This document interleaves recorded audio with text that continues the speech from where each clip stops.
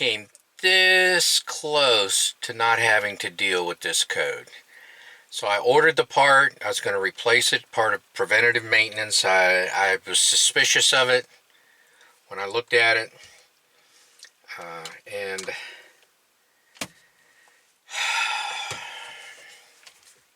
let's see, let me go into my phone here, look at my orders. Alright, it's been out for delivery for a couple weeks now. Let me show you what happened. Okay.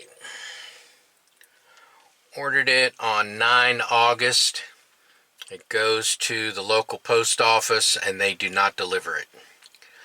They send it back to where it came from. And now it's Sunday, so they can't deliver it. Well, they didn't deliver it on Saturday either, probably because the business is closed. So now I get to wait till Monday to see what they'll do, whether they'll relabel it and send it back or refund me or whatever the heck's going on, who knows. But wife gets in the car this morning, starts it up, check engine light comes on. Of course, you know, that requires a complete freak out. Something's wrong with the car, you know, I'm going to have to take the other car and all this other stuff. And it threw, oops, I always want to do a touch screen for some reason. Let's see.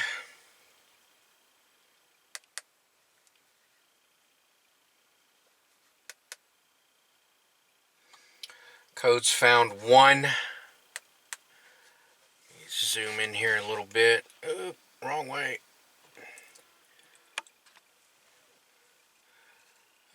Read codes. And we have the System 2 Lean Bank 1. There's only one bank on this car. It's the P0171 code. Also note this is the permanent code. I've already cleared the dash of the yellow check engine light. So there was 3 codes. There is a permanent, a temporary, and a read. So you can read the code. The temporary code, you can save it to the machine here, to this box for later reference. I don't know why you'd want to do that. And if you clear the codes, if you clear the engine code, the yellow light on the dash there, the permanent code stays. The vehicle clears the permanent code through testing. About 3 or 4 drives for X amount of time. Let's say the first time you just go to the end of the driveway and come back and shut it off. Well, that might not count as 1. So you drive it around 15, 20, 30 minutes, who knows how long, I don't know. Do this about 3 or 4 times and the permanent code will go away.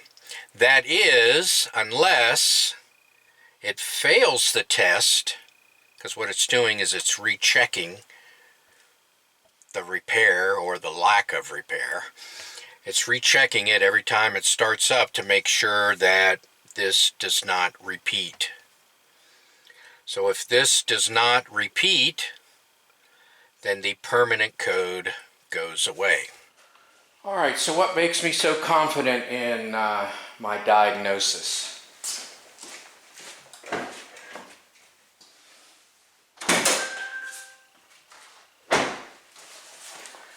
Well, we purchased the car from a Volvo salvage yard and repair shop, and the service manager told me about this. He said, hey, watch out for the PVC failing, because they went through the vehicle and I don't know if it looked suspicious or what, but what happened was he went right into the cleaning the engine routine, because what they do is when they buy these cars, they go through them 100%, mechanically, electrically, engine external, any damage repairs, and sometimes, like in this case, they clean the engine. So he went from the warning to, hey, we have this nice equipment that cleans the engine internally if you ever need that service. Well, I immediately, put that off to the side because, I never foresaw me needing that service. And I was in the mode of, hey, they're trying to sell me something because that's the mentality I have, even though I trust the shop 100%. I mean, you don't get better than 100%. So I kind of blew it off. And here it is a few years later. And it had been running rough off and on, like once every 2 or 3 months. Wife would start up the car and it would run rough. And it took me this long to figure out what it was. It is me walking in front of the light.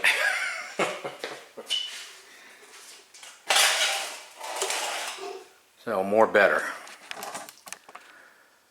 So, the other day she got in the car, it started up, it was running rough, and I had a memory. So, I pulled this cap right here is actually the PVC. This is just a cover. However, I have learned that Volvo just sells the whole cover. You can purchase the PVC, like if you go to Amazon or something. However, I wanted to purchase the whole thing because it's my first time messing with a PVC on a Volvo. This is the first PVC Volvo issue I've had in my life. All the other issues I had were with Chryslers. No other car gave me a PVC issue. So I decided to buy the whole thing and just take the old OEM off, put the replacement on. It's 8 bolts and a hose. End of story, right? So, part didn't arrive, check engine light came on, so, I'm like 100% sure. Because when I did take it off and look at it, I didn't like it. I didn't like what I saw. And I'll show you that. Alright, let's get that hose off of there. When I did the spark plugs, I could have removed it. Would have made number 4 a lot easier to get to. It just slides right off, super easy. Next, 8mm right here.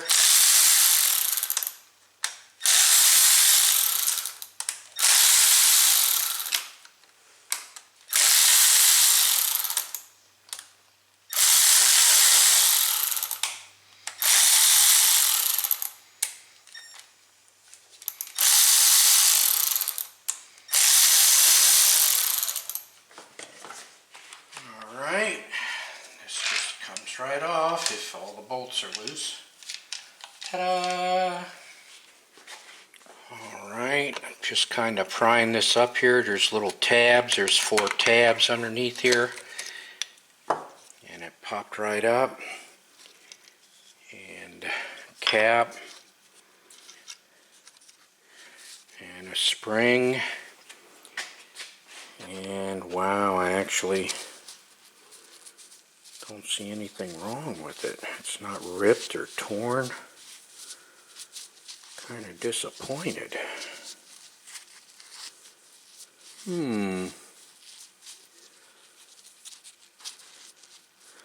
Do see a lot of dirt, but that's what this thing is. It collects all this crap coming out of the crankcase. Alright, let me clean it up. Alright, the only thing I see, kind of like from my valve days working on valves, is the seating area appears to be chewed up in that one spot. Here, let me turn it up. See how that ring goes 3/4 of the way around, maybe 7/8 of the way around, and then it's interrupted.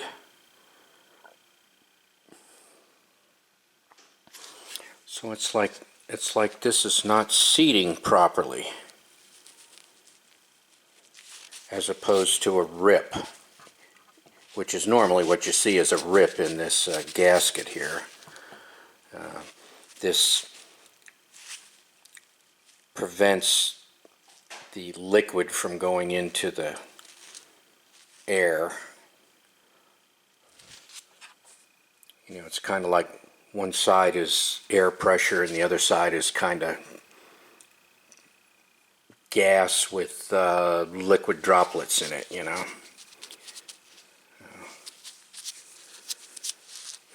Interesting. Clearly that's like a check valve too. So there's that. Alright. So I'm going to clean up the seating area. See how this goes when the whole thing turns. So that might be a problem. It does look damaged though. I'm going to clean this up. Okay, I'm 99% sure. Let's say 99.9. How's that? 99.9% sure why Volvo does not sell these pieces separately. Because I don't think that's the problem. It looks to me like the seating area is the problem. And if you were to fill this area up with water, let's say, it'll come out of this check valve. So it's one way. Definitely goes in here and out here. Nothing can go the other way. This one I'm not 100% sure of. I think these two are connected somehow. I think it comes in here and out here, but I'm not 100% sure on that. Of course, this is your oil fill. There's a splash guard, so when you put in your oil at an oil change, it doesn't, you know, rush down into the camshaft valve train area. And then this check valve, I think these three items are connected, because if you look, you can see like this assembly here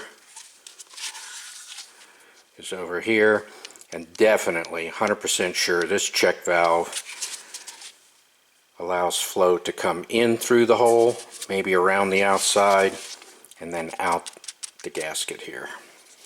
So this kind of moves around.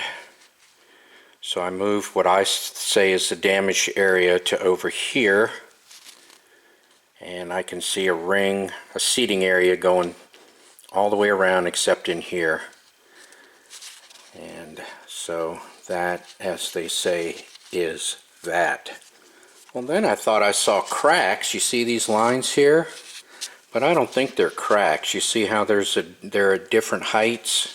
See it especially here. Different heights. Runs up that seam.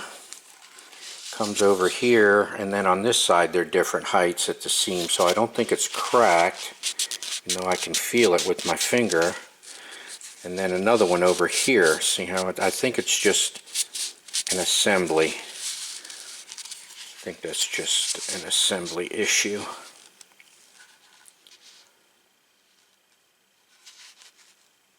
So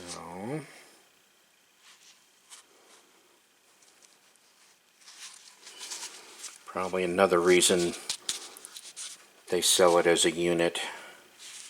My goodness, where's quality control? You see that gap right there? Got a gap going all the way around, and it goes down to 0. So, I mean, this part just might just be defective. Maybe not. We'll see with the new one. I mean, you see how close that is compared to that gap. A lot going on here. There's quality control.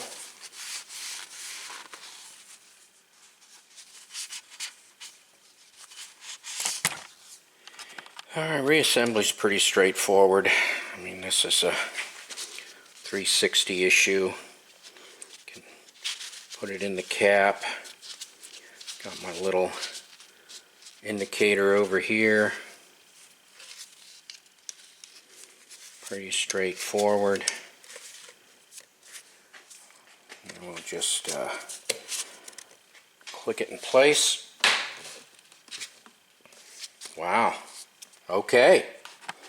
Okay, you see these metal rings here, these metal pieces going all the way through? They're called torque limiters. What that means is when you put your bolt in there, no matter how many Isaac Newton meters you put on this sucker, it's going metal to metal. So you can tighten this thing till the bolt breaks, and you know it's going to be this distance apart no matter what. You know, you're not tightening the part down anymore to the top of the engine, no matter how much force you put on here, even though there is a torque value for these. And those are called torque limiters. Alright, I'm at a bit of an angle. I'm going to put the old piece back on, but I just wanted to show you that the oil fill area is going right there. Get my finger there. The PVC going to the check valve here.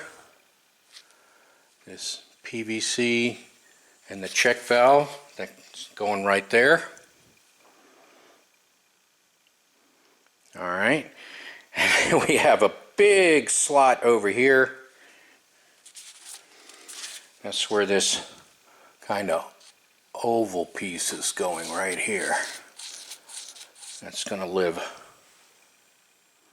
over there. Then this guy right here, he's going to live right, let me get my right there over the slot. It's like a little arch going across there, and there's oil in there. I've cleaned it out once already, but I've run the engine to see if the check engine light would come back on again, and it hasn't, so that's why there's oil up there. So I just wiped it off. That's how the new piece is going to go on there. Super easy.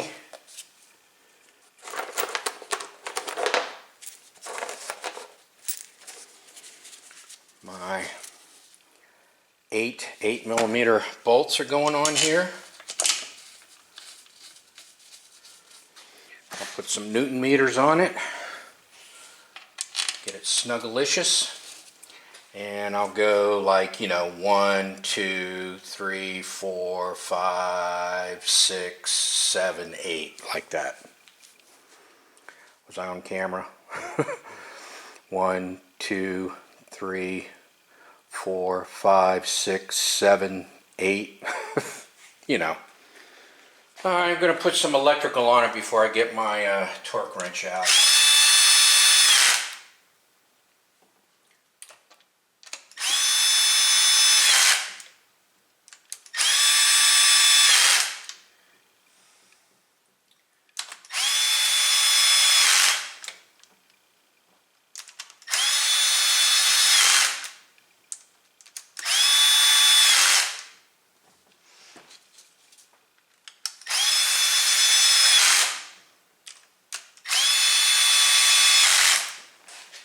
Alright, let me get my Clickalicious on here.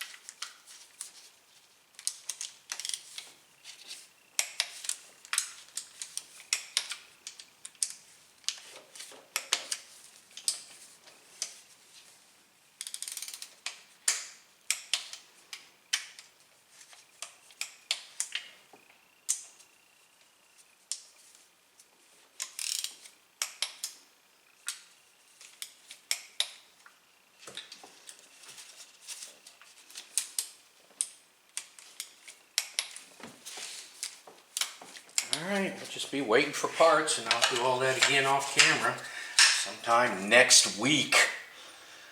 Alright, caps on, get the hose on here. Get some pliers, bring it around, put it in its original spot so no one will know we've been in here. Alright, let me show you how this cover goes on. Just put it over the oil cap, make sure it's snug, and you just push on it. That's it. Don't forget, cars are made for assembly. You know, they aren't going to pay someone an hour's wages to put those, to screw each one of those down. And if you look at how they're constructed, you'll see I'm not doing any damage or otherwise kidding. Alright, well that's my video. Thank you for watching. If that is not the problem, I'm going to take this video down. Otherwise, have a great day.